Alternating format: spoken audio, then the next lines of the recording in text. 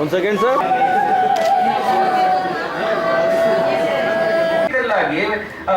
ಉಪಯೋಗಿಸ್ಬೇಕಂದಾಗ ಬಹಳಷ್ಟು ಹಿಂಜರಿಕೆಗಳು, ಬಹಳಷ್ಟು ಭಯ ಇವೆಲ್ಲ ಆಗುತ್ತೆ. ಆದ್ರೆ ನಿರರ್ಗಳವಾಗಿ ಕನ್ನಡದಲ್ಲಿ ಇಂಗ್ಲಿಷ್ಗಿಂತ ನೀರು ಕುಡಿದಷ್ಟು ಚೆನ್ನಾಗಿ ಪಾಠಿ ಸವಾಲನ್ನು ಮಾಡ್ತಾ ಎಲ್ಲೋ ಭಾಷಾತಿರೇಕ ಅನಿಸ್ಕೊಳ್ಳದ ರೀತಿಯಲ್ಲಿ CH ಸಾಹೇಬ್ರು, ಯಾಕಂದ್ರೆ ಈ ಭಾಷಾತಿರೇಕ ಅಂತಕ್ಕಂಥ ಪದ ನಾನು ಯಾಕೆ ಯೂಸ್ ಮಾಡಿದೆ ಅಂದ್ರೆ, ಏನಾದ್ರೂ ಮಾಡಿ ಒಳ್ಳೆ ಕನ್ನಡ ಮಾತಾಡ್ಬೇಕು ಅಂದಾಗ ಆಕಾರಗಳೆಲ್ಲ ಆಗುತ್ತೆ.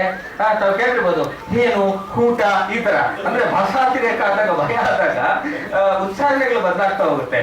ಅದು ಅಷ್ಟೊಂದು ಕ್ರಾಸ್ ಎಕ್ಸಾಮಿನೇಷನ್ಗಳಲ್ಲಿ ಎಲ್ಲೂ ಸಹ ಒಂದು ಕಿಂಚಿತ್ತೂ ಸಹ ಲೋಪವಿಲ್ಲದ ಭಾಷೆಯನ್ನ ಉಪಯೋಗಿಸಿ CH ಸಾಹೇಬರು ಕನ್ನಡದಲ್ಲಿ ತಮ್ಮ ಪಾಠಿ ಸವಾಲುಗಳನ್ನ, ತಮ್ಮ ವಾದಗಳನ್ನ ಮಂಡಿಸ್ತಾರೆ. ಮತ್ತೆ ಬರೀ ಕನ್ನಡ ಅಂದ್ಮೇಲೆ CH ಸಾಹೇಬರ ಇಂಗ್ಲಿಷ್ ಪ್ರಾವೀಣ್ಯ ಏನಿದೆ, ಇಂಗ್ಲಿಷ್ ಪ್ರಾವೀಣ್ಯದ ಬಗ್ಗೆ ಕೇವಲ ಸ್ವಲ್ಪ ಕ್ಲೋಸ್ ಸರ್ಕಲ್ ನಲ್ಲಿ ಇರ್ತಕ್ಕಂಥವ್ರಿಗೆ ಮಾತ್ರ ಗೊತ್ತು, ಎಲ್ರಿಗೂ ಗೊತ್ತು ಅಂತ ಕಾಣುತ್ತೆ, ಕ್ಷಮೆ ಇರಲಿ. CH ಸಾಹೇಬರ ಇಂಗ್ಲಿಷ್ ಪ್ರಾವೀಣ್ಯ ಬಹುಶಃ ಕನ್ನಡದ ಪ್ರಾವೀಣ್ಯಕ್ಕಿಂತಲೂ ಹೆಚ್ಚು. ಅಷ್ಟು ವೊಕ್ಯಾಬ್ಯುಲರಿ, ಅಷ್ಟು ಪದ ಸಂಪತ್ತು, ಇಂಗ್ಲಿಷ್ ನ ಪದ ಸಂಪತ್ತು ತಮ್ಮಲ್ಲಿ ಮೈಗೂಡಿಸ್ಕೊಂಡಿದ್ದಾರೆ. ವ್ಯಕ್ತಿತ್ವವನ್ನ ಕುರಿತಾದಂತ ಮಾತುಗಳನ್ನ ಆಡೋರು ಇರ್ತಾರೆ. ಅದನ್ನೆಲ್ಲ ಕಿವಿ ತುಂಬಿಕೊಬೇಕು, ಮನನ ಮಾಡ್ಕೊಬೇಕು, ಸ್ನೇಹಿತರೊಂದಿಗೆ ಆದಂತ ಅಪೂರ್ವವನ್ನ ಹಂಚಿಕೊಳ್ಳೋದು ಕಾಲದಲ್ಲಿ ಇದೆ. ಪೂರ್ಣಚಂದ್ರ ತೇಜಸ್ವಿಯವರ ಹೆಸರನ್ನ ಶಾಶ್ವತಗೊಳಿಸೋದು, ಅದು ಕಾಲದಲ್ಲಿ ಇದ್ದಂತೆ ಮಾಡ್ಕೊಂಡು ಹೋಗ್ತಾ ಇರೋದು, ಅದು ಅನುಚಾನವಾಗಿ ಉಳಿಬೇಕು ಅನ್ನೋದು ಉದ್ದೇಶ ಇರ್ತದೆ. ಇಂಥ ಸಂದರ್ಭದಲ್ಲಿ ಹೋಗಿ ನೋಡಿ ಎಷ್ಟು ಹುಷಾರಾಗಿ ಎಚ್ಚರದಿಂದ ಅಲ್ಲಿ ಕರೆದಿದ್ದಾರೆ ಅಂತಂದ್ರೆ, ಪ್ರಸಿದ್ಧ ಕ್ರಿಮಿನಲ್ ಪ್ರಕರಣಗಳ ವಕೀಲರಾದ ಸಾಮಾನ್ಯವಾಗಿ ಕರೆಯೋರು ಇಲ್ಲೆಲ್ಲ ಭಾಷಾ ತಜ್ಞರಿದ್ದಾರೆ.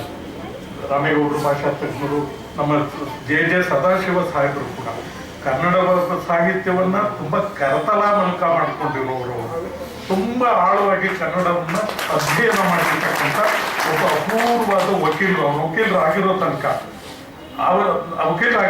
ಅವರು ನಮ್ಮ ಅಸೋಸಿಯೇಷನ್ ಅಲ್ಲಿ ಸಭೆ ಸಮಾರಂಭಗಳು ನಡೆದಾಗ ಒಬ್ಬ ಮಾತುಗಾರರಾಗಿರೋರು. ಅವರು ಹಿರಿಯರುಗಳು ಸದಾಶಿವರವ್ರನ್ನ ಕರೀರಿ, ಅವ್ರು ಇರಬೇಕು, ಇಲ್ದಿದ್ರೆ ಎಲ್ಲ ಬರಡಾಗ್ತದೆ, ಚೊಳ್ಳಾಗ್ತದೆ, ಹಾಗೆ ಅಂತ ಹೇಳಿ ಅವ್ರನ್ನ ಮುಂದಿಟ್ಕೊಂಡ್ರು. ಅವ್ರ ಮಾತಿನಲ್ಲಿ ಅಂಥ ಗುಣ ಇರ್ತಿತ್ತು. ಈಗ ಕಳ್ಕೊಂಡಿದೆ ಅಂತ ಅಲ್ಲ, ಅದರ ಅರ್ಥ ಅಂಥ ಗುಣ ಇರ್ತದೆ. ಯಾವಾಗಲೂ ಅವ್ರ ಮಾತಿನಲ್ಲಿ ಒಂದು ಗುಣ ಇರ್ತದೆ. ಏನು ಇಲ್ಲ, ಕಟ್ಟೆ ಇಲ್ಲ, ಎಂಥದ್ದು ಏನು ಅಡೆತಡೆ ಇಲ್ಲ. ತಟ್ಟೆ ತೆಗೆದಿದ್ದ ಹಾಗೆ ಬಲಗಡೆಗೆ ಸ್ವಲ್ಪ ತಿರ್ಕೊಂಡು ಹೋಗದೆ ನೇರವಾಗಿ ಹೋದ್ರು ಕನ್ನಡಕ್ಕೆ ಬೀಳ್ತಾರೆ. ಅಂದ್ರೆ ನನಗೆ ಪೂರ್ಣಚಂದ್ರ ತೇಜಸ್ವಿಯವರ ಸಮಾಜವಾದ, ಪೂರ್ಣಚಂದ್ರ ತೇಜಸ್ವಿಯವರ ಪಾರದರ್ಶಕ ಬದುಕು, ಅವರ ಜೀವನ, ಅವರ ನಂಬಿಕೆಗಳು, ಅವರ ತಾತ್ವಿಕ ವಿಚಾರಗಳು, ಅವ್ರು ಹೇಳ್ತಾ ಇದ್ದಿದ್ದು, ಹೇಳಿದಂತೆ ನಡ್ಕೊಂತಾ ಇದ್ದಿದ್ದು, ಇದೆಲ್ಲ ಗ್ರಹಿಕೆ ಇದ್ದದ್ರಿಂದ ಅಲ್ಲಿ ಕ್ಷಣಾರ್ಧದಲ್ಲೇ ಅವರ ಬಗ್ಗೆ ಇದ್ದಂತಹ ಗ್ರಹಿಕೆಗಳು ಅವರು ಶ್ರೀಮತಿಯವರು ದಾಟಿ ಜಡ್ಜರು ನೋಡಿ ಕ್ಷಣಾರ್ಧದಲ್ಲೇ ಒಂದು ಸೆಕೆಂಡಲ್ಲಿ ಎಲ್ಲ ತಳ್ಕೊಳಕ್ಕಾಗ್ತದೆ.